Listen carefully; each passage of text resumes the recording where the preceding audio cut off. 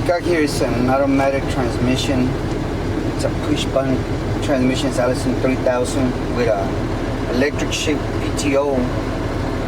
So in this particular electric shift PTO, we don't need to engage transmission into gear to stop rotation of transmission to engage PTO. You'll basically send a signal to the PTO and the clutches will automatically kick on the PTO like we just did right now. We can either spray here while the truck is at idling and in neutral, parking brake on. You can use either two front, your side, or your two rear. And or if you decide to have the truck in motion, we have just go to drive and then just select your first gear.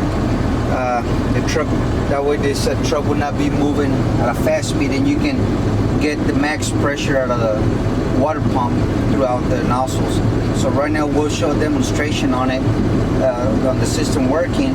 We'll shut off our PTO.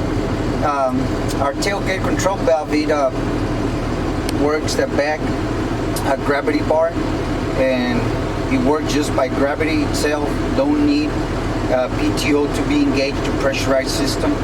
So this, you just raise it up and it will open up the flapper for the tailgate for the gravity bar, and push it down, you'll close it back down, and we'll demonstrate that also with the video with the PTO off as well.